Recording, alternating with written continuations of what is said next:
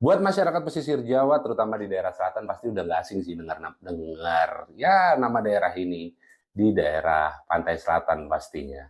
Yang dimana daerah itu merupakan kejayaan, merupakan kerajaan, merupakan kekuasaannya dari Nyi Roro Kidul. Sebenarnya sudah sempat kita bahas di beberapa episode lalu yang bertemakan sejarah. Dan sebenarnya pantai selatan itu entah kenapa ya memang menjadi daya tarik yang istimewa gitu buat para wisatawan, buat para pelancong ke sana gitu. Dan kepopuleran mitos mistisnya di pantai selatan itu juga sebenarnya nggak lepas juga dari ya legenda-legenda yang ada di sana gitu, termasuk di pantai selatan, khususnya di daerah mungkin di daerah Jogja kali ya. Dan menurut kisah nih, memang berkembang di masyarakat gitu. Kerajaannya Nyi Roro Kidul itu memang tidak lepas dari nama seorang patih yang memang sangat kuat lah gitu. Dan ya apalagi yang bakal gue bahas selanjutnya, karena ya beberapa episode lalu lah kita sudah membahas tentang Nyi Roro Kidul dan Sri Ratu apa ya? Sri Ratu Roro Kidul gitu. Dan kali ini apa yang bakal gue bahas? Stay tune. Bareng gue Ucak Tebo, welcome back to Rompot.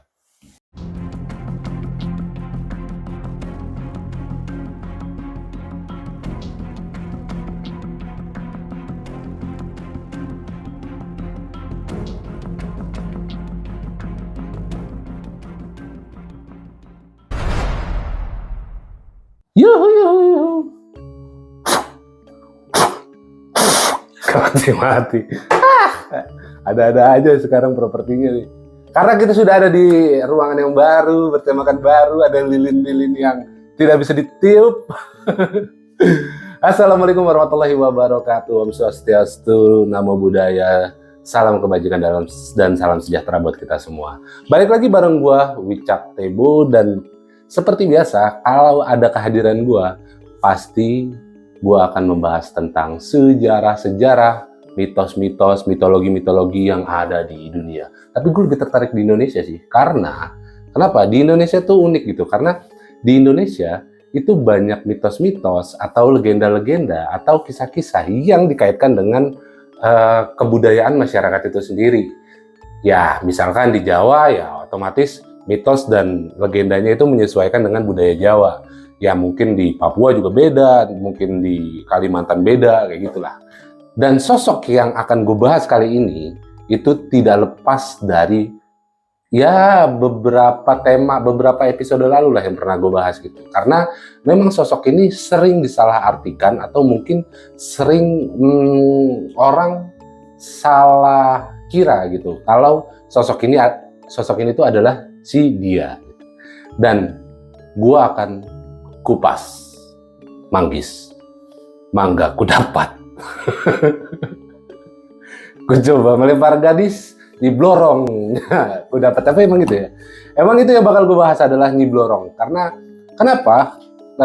Nyi Blorong itu banyak banget ya artikel-artikel atau literasi-literasi yang sebenarnya suka salah kira antara Nyi Blorong dengan Nyi Roro Kidul. Padahal cirinya itu bisa dibilang ada ciri-ciri yang memang sama, tapi ya ciri-cirinya juga ada yang berbeda gitu. Nah, gue akan bahas siapa itu Nyi Blorong. Kalau informasi yang kita telah kumpulkan, Nyi Blorong itu merupakan patih dari Nyi Roro Kidul, yang dimana juga base-nya itu ada di pantai selatan sana lah, karena memang kerajaan Nyi Roro Kidul kan memang ada di pantai selatan ya. Nah, si Blorong ini itu merupakan patih. Ada literasi yang menyebutkan kalau dia tuh patih antek-antek, bukan antek-antek, tangan kanannya Nyi Roro Kidul. Nah, dalam legenda Indonesia nih, Nyi Blorong tuh digambarkan sebagai seorang berwujud setengah manusia dan setengah hewan. Yang dimana dari bagian pinggang ke atas itu ia berwujud wanita yang sangat cantik, tapi bagian bawahnya tuh badannya tuh berwujud ular. Nah, Nyi Blorong itu adalah penguasa keraton pantai selatan yang memiliki kesaktian yang luar biasa nih. Ia memiliki pengikut berbagai macam makhluk halus. Nah, ternyata memang nih Asal-usul tentang Nyi Blorong ini memiliki banyak versi gitu. Ada versi yang menyebutkan bahwa Nyi Blorong itu adalah manifestasi atau perwujudan dari Nyi Roro Kidul itu sendiri. Terus ada juga memang kisah yang berkembang nih, bahwa Nyi Blorong adalah anak dari Nyi Roro Kidul yang diberi tugas merekrut manusia untuk dijadikan budak dan prajurit kerajaan Laut Selatan.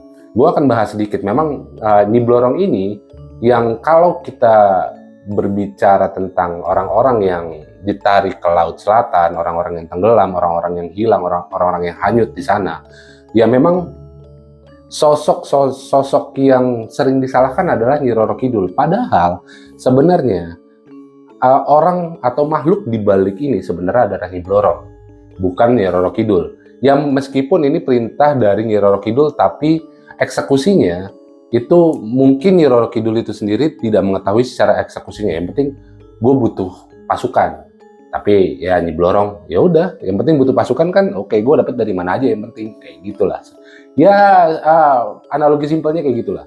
Nah, ada kisah yang paling terkenal sebenarnya ketika kita menyebut nama Nyi Blorong, ya seperti Nyi Roro Kidul yang merupakan dulunya adalah manusia, yang kita tahu adalah Putri Kadita. Nyi Blorong juga seperti itu. Ya, kisah ini menyebutkan bahwa Nyi Blorong adalah manusia, seorang manusia dengan nama Nyimas Dewi Anggatri, yang dimana dia ini merupakan putri sulung dari Nyimas Dewi Rangkita, yang merupakan cucu dari Raja Caringin Kurung ke-11, Prabu Jaya Cakra. Sebagai cucu raja nih, memang Nyimas Dewi Anggatri ini ya bisa dibilang hidup sangat berkecukupan, mewah lah.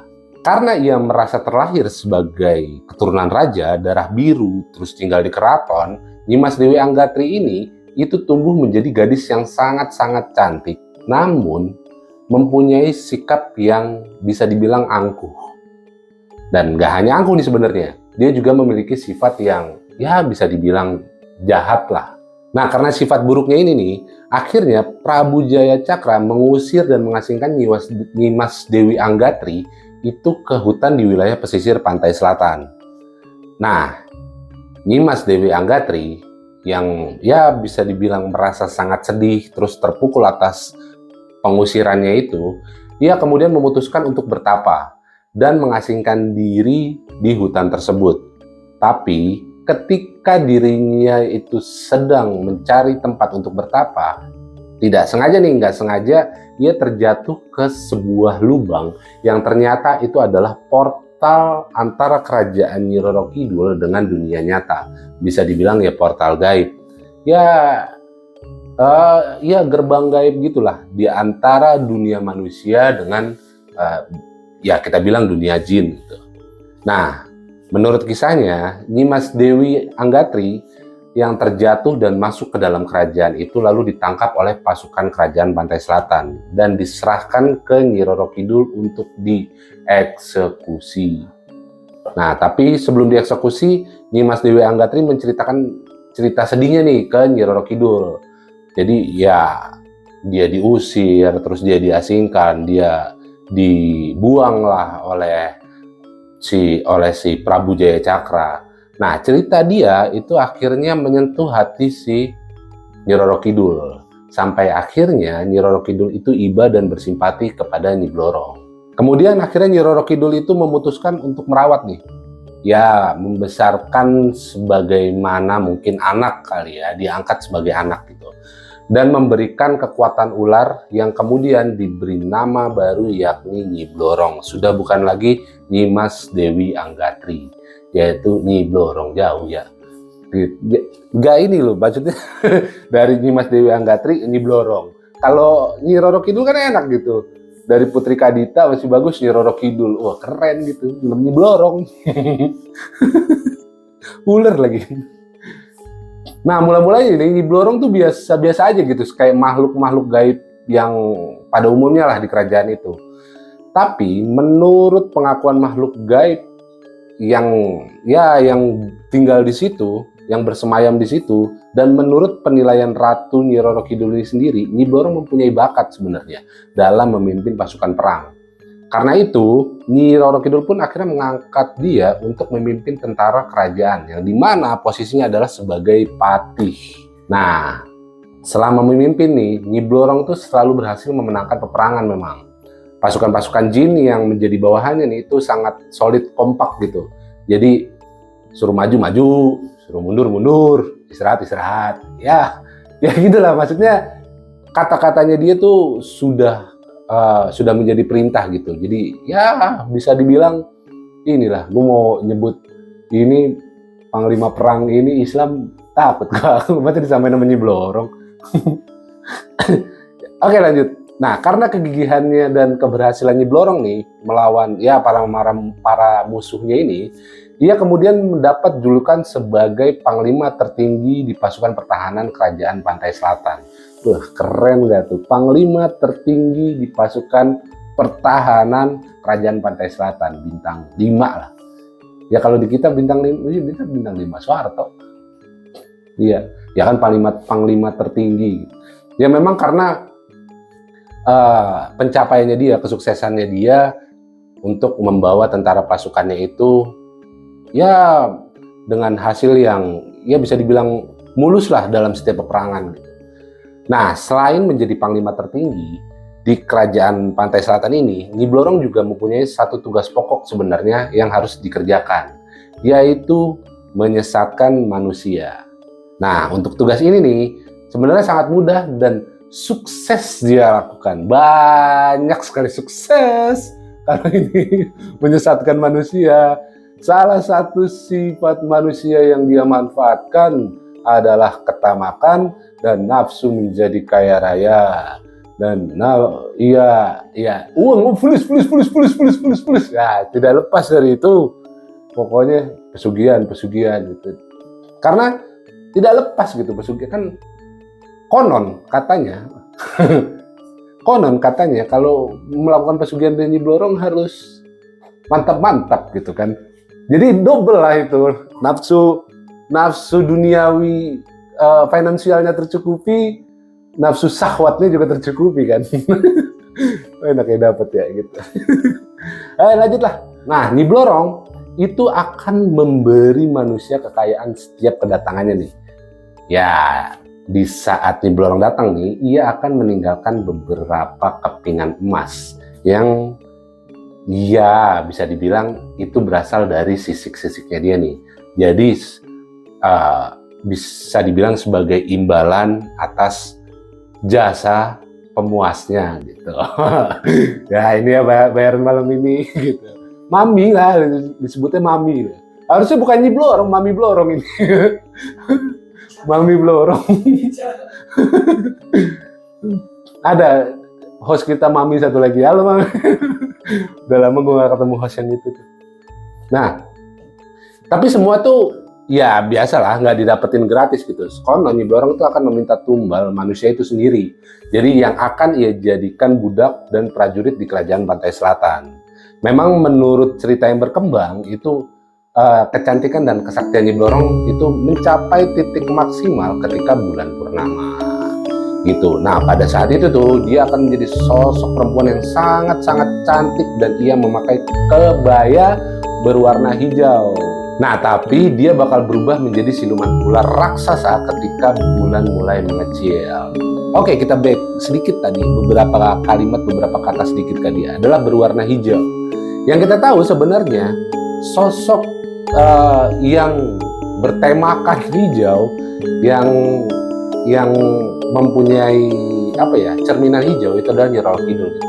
Nah, padahal si Nyi Blorong ini juga punya cerminan atau punya tema berwarna hijau, yang dimana sebenarnya kalau gue pikir banyak orang salah mengartikan sebenarnya sosok Nyi Blorong itu yang lebih sering muncul dibanding Nyi Roro Kidul. Ya, sekarang logiknya adalah ya seorang ratu, seorang penguasa, ya nggak sepantasnya dia keluyuran kemana-mana gitu.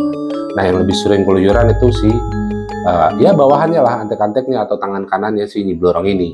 Nah, makanya mungkin gue berpikir yang bertebaran di sana sini bernuansakan hijau-hijau itu mungkin sebenarnya mereka merepresentasikan Nyi Blorong, bukan dari Nyi Roro Kidul itu sendiri gitu. Karena memang pada dasarnya mereka sama tapi berbeda gitu, sama-sama bernuansa hijau tapi berbeda orang. Nah, sebenarnya ada juga versi yang dipercaya masyarakat di sekitar Pelabuhan Ratu dan Pangandaran nih, daerah Jawa Barat. Dalam versi ini, Nyi Blorong itu merupakan putri dari Kanjeng Ratu Kidul. Putri dalam arti yang sebenarnya. Nah, kisah ini bermula dari sebutir telur yang diberikan Kanjeng Ratu Kidul kepada Ki Ageng Tambir yang tengah bertapa di gua yang sekarang disebut Karangbolong di Pelabuhan Ratu. Wah, itu jadi tempat wisata lah ya. Nah, Ki Tambir ini itu diberitahu nih, kelak telur itu menetas akan diberi nama Nyi Blorong dan diakui sebagai anak Kanjeng Ratu Kidul. Nah, Ki Ageng Tambir ini ya karena dia dipercaya untuk memegang telur itu, akhirnya dia dipilihlah menjadi juru kunci dan penjaga gua yang dihuni oleh Nyi Blorong ini. Nah, Ki Ageng Tambir itu bertugas mengantar manusia yang ingin berhubungan dengan Nyi Blorong dan ya untuk menjelaskan syarat-syarat yang harus dipenuhinya gitu. Jadi ya mungkin selama ini banyak salah dari saya, banyak yang khilaf dari saya ya. Itu tapi ya unik gitu karena menyesatkannya ini itu dipakai semua nafsu manusia, dari nafsu duniawi, harta, terus juga syahwat. Kan ada tuh yang pesugihan yang cuma tumbal aja gitu kan. Nah, tapi ini enggak, syahwatnya juga dipenuhi juga nih, penyesatan syahwatnya nih. Nah, terus juga nafsu, apalagi tuh, nafsu membunuh. Ya kan tumbal, ngasih tumbal dong, ngasih tumbal kan juga begitulah. Mau gimana? Gua tapi memang itu sih, maksudnya bukan sosok ya. Cerita ini tuh sebenarnya sudah bukan menjadi cerita hal yang tabu, karena masih banyak, tidak dipungkiri ya, karena ketika gue di Jogja itu masih beberapa cerita-cerita masyarakat yang berkaitan dengan pesugihan-pesugihan macam ini. Ya mungkin apalagi di daerah Jogja sekitaran pantai selatan sana lah, pasti masih banyak lah yang ya berlaku seperti itu. Tapi enggak deh.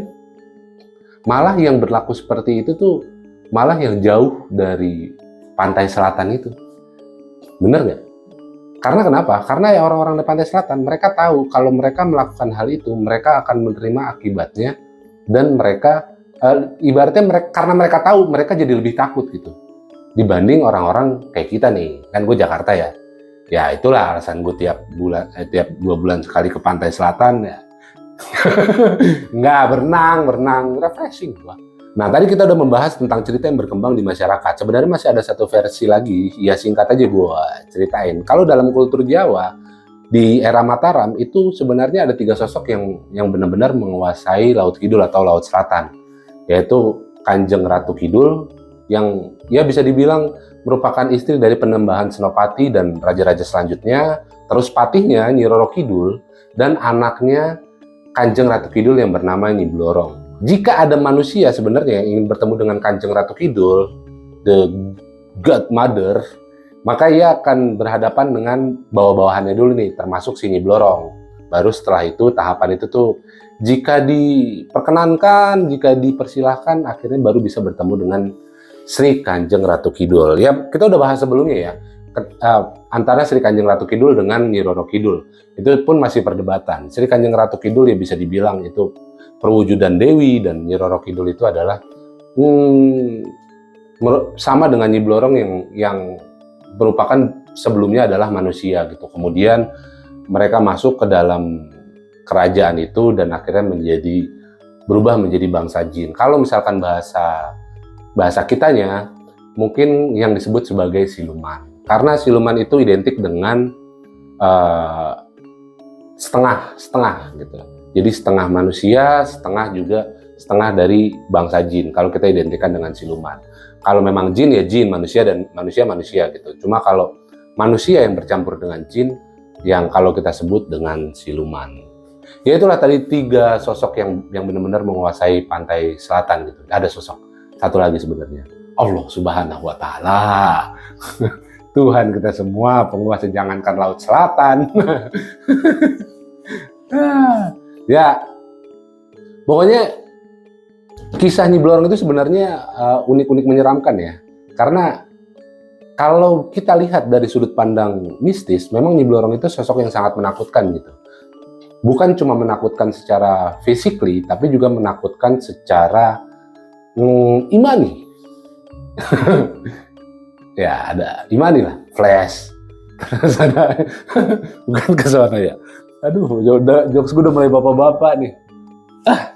Dia udah menggoda sosok iman juga lah, karena ketakutan yang diberikan itu tuh merupakan ketakutan duniawi sebenarnya yang kita takutkan, karena pada dasarnya manusia itu punya naluri, punya nafsu, dan itulah yang dimanfaatkan oleh Nyi Blorong dan para kawanannya untuk menggoda manusia, untuk menyesatkan manusia. Dan memang ya, perbaiki iman dan amal soleh adalah pesan terakhir dari saya. Ya apalagi kalau bukan itu gitu. Ya mau sebenarnya seburuk apapun sosok jin, sebenarnya atau sebaik apapun sosok jin, mereka pasti ya sudah takdirnya mereka akan menggoda kita gitu. Tinggal tergantung bagaimana iman dan amal kita. Itulah. Itulah. Kalau gue ngomong baik, kenapa gue diketawain ya? Aduh, kameramen gue nggak beres nih. Ya pokoknya itu sedikit kisah tentang Nyi Blorong. Ya, tidak lepas hal unik ya. Maksudnya tidak selalu menjadi bahasan yang menarik tentang kisah Nyi ini. Nyai, pokoknya kan kalau Nyai Dasimah gitu ya, mantap juga tuh. Ntar gue bahas juga tuh Nyai Dasimah karena berhubungan dengan sejarah, berhubungan dengan tanah Betawi. Oke lah, terima kasih buat para siapa gue lupa lagi anjing. Iya, sahabat rumput. Terima kasih buat para sahabat rumput yang tadi gak usah di-cut karena gue beneran lupa, bukti kalau gue jarang nongol. Terima kasih buat para sahabat rumput. Pokoknya pantengin terus channel kita dan selalu ada saya di mana ada sejarah gitu. Yang tema lain lupain aja. Pokoknya sejarah, mitos legenda karena saya suka dengan tema ini. Oke, buat para sahabat rumput, jangan lupa kalian wajib untuk share, like, comment, subscribe. Bagi di sebelah kalian, kanan, kiri, depan, belakang, yang lagi ngampus, kasih ke dosen-dosen kalian, yang lagi kerja, kasih ke bos-bos kalian. Jangan lupa kalian kasih ke anak-anak kalau perlu, karena bahasanya ini bahasa ramah anak. Oke, gue Wijak Tempo pamit undur diri. Wabillahi taufiq wal hidayah. Wassalamualaikum warahmatullahi wabarakatuh.